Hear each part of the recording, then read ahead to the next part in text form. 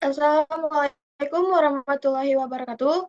Perkenalkan, kami dari kelompok 5 dengan judul perancangan aplikasi manajemen penjualan apotik berbasis web yang beranggotakan Alicia Ajijah, Humaira Nurhaliza, Emjan Maulani, Salsabila Nur Hikmah, Muhammad Ridho Abdawi.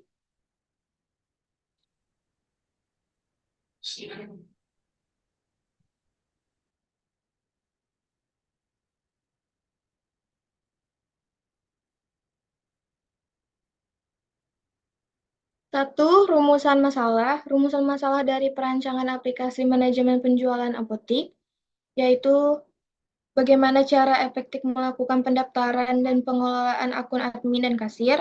Yang kedua, bagaimana memfasilitasi proses pemesanan obat dengan efektif.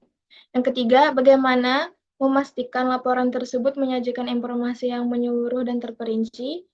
Empat, bagaimana mengimplementasikan manajemen penjualan yang memungkinkan kasir mengakses fitur tertentu, sementara admin dapat mengakses keseluruhan fitur. Yang kedua, ada analisis sistem yang berjalan. Analisis ini dapat menjadi dasar untuk merancang dan mengembangkan aplikasi apotek yang sesuai dengan kebutuhan yang dijelaskan. Selain itu, pastikan bahwa keamanan data dan aksesibilitas sistem dikelola dengan baik untuk melindungi informasi sensitif dan menjaga integritas sistem secara keseluruhan.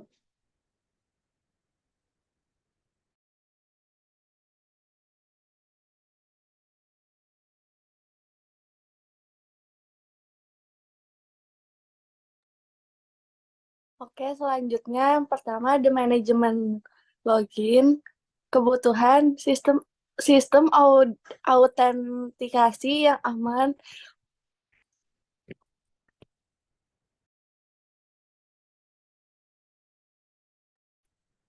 sistem autentikasi yang aman untuk akun admin dan kasir, opsi untuk mengelola dan mengubah kata sandi, fungsionalitas, pendaftaran dan pengelolaan akun admin dan kasir, sistem kontrol akses agar kasir hanya dapat mengakses fitur tertentu.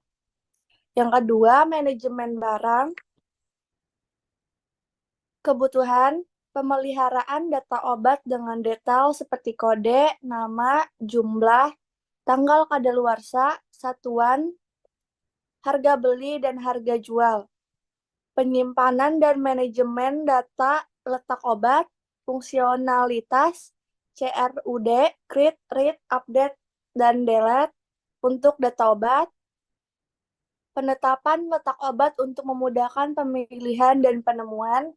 Yang ketiga yaitu manajemen supplier, kebutuhan, pemeliharaan data supplier, pelacakan faktur, pengembalian dan tagihan, fungsionalitas, rekam data supplier dan histori transaksi dengan mereka, pengelolaan proses retur dan pembayaran tagihan ke supplier. Yang keempat, manajemen order, kebutuhan, fasilitas untuk melakukan pemesanan obat, fungsionalitas pembuatan pesanan obat kepada supplier. Yang kelima, manajemen penjualan, kebutuhan pencatatan penjualan oleh kasir, fasilitas untuk memenuhi fasilitas untuk memeriksa ketersediaan barang dan pengembalian barang, fungsionalitas perekaman transaksi penjualan, replikasi stok saat penjualan dan pengembalian barang. Selanjutnya dilanjutkan oleh Alicia. Yang keenam yaitu laporan penjualan per periode, per user, barang expired, laporan barang per tempat atau letak, barang paling banyak terjual dan barang tidak terjual. Kebutuhannya, pelaporan yang menyeluruh dan terperinci, fungsionalitas, pembuatan laporan penjualan berdasarkan periode waktu pengguna, status stok, dan lainnya. 7. Histori aktivitas kasir. kebutuhan pemeliharaan rekaman aktivitas kasir, fungsionalitas rekaman setiap aktivitas dilakukan oleh kasir termasuk transaksi penjualan, pengembalian barang, dan lainnya. 3. Analisis kebutuhan sistem. Analisis kebutuhan dilakukan pada hasil tahapan metode pengumpulan data yang telah dilakukan guna memperoleh spesifikasi kebutuhan aplikasi yang akan dibuat dalam membangun aplikasi apotek ini. Dibutuhkan beberapa data, di antara lain: 1. Data akun login yang terdiri dari akun admin, apotek, dan kasir. Data obat seperti kode obat, nama obat, jumlah obat, tanggal expired obat, satuan obat.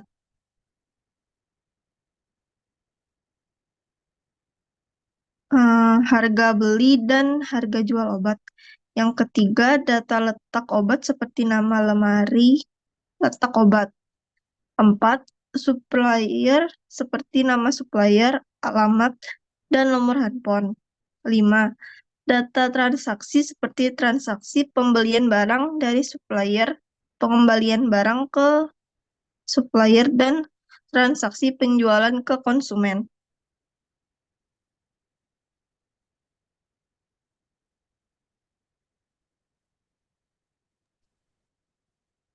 Ya, berdasarkan data tersebut, aplikasi apotek yang dibangun mampu mengolah beberapa hal, antara lain: 1. Manajemen login, admin dan kasir; 2. Manajemen barang, satuan barang, letak barang, kategori barang, data barang, dan kekayaan apotek; 3. Manajemen supplier, dapat data supplier, faktur, retur, dan tagihan ke supplier.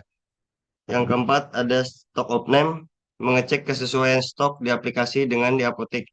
Yang kelima, manajemen order, pesan obat. Yang keenam, manajemen penjualan, penjualan kasir, cek barang, pengembalian barang yang sudah dibeli. Kasir hanya bisa mengakses fitur ini, sedangkan admin dapat mengakses keseluruhan fitur yang ada dalam aplikasi. Yang ketujuh, laporan penjualan, transaksi per supplier, barang expired, barang paling banyak terjual dan barang tidak terjual. Yang ke-8, histori aktivitas kasir.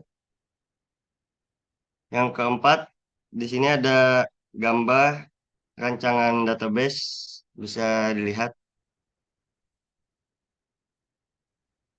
Dan dilanjut, yang kelima ada gambar rancangan model sistem, DFD atau UML.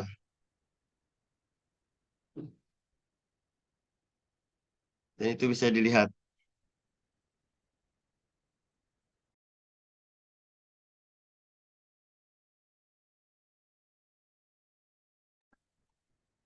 Selanjutnya 6. Perancangan antarmuka sistem masukan dan keluaran. Yang pertama ada halaman login untuk login user admin dan user kasir. Terus yang kedua ada halaman beranda. Yang ketiga halaman supplier untuk menginput data supplier. Yang keempat ada data obat untuk menginput data obat. Yang kelima ada halaman transaksi untuk melakukan transaksi. Yang keenam ada halaman manajemen user untuk menginput data user, admin, dan kasir. Selanjutnya ada rekap data obat. Yang kedelapan ada rekap data penjualan. Yang kesembilan rekap penjualan terbanyak. Yang kesepuluh rekap barang tidak terjual. Ke-11 rekap obat expire. Yang ke-12 rekap barang per supplier. 13 laporan data obat, yakni merupakan output dari data obat. Yang ke-14 output dari data penjualan. Yang ke-15 laporan supplier, output dari data supplier.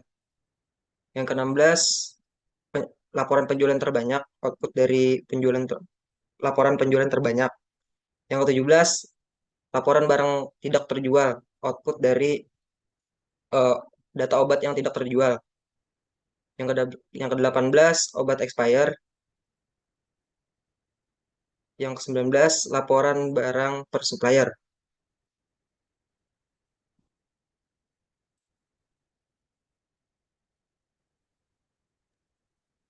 Sekian dari kelompok kami. Wassalamualaikum warahmatullahi wabarakatuh.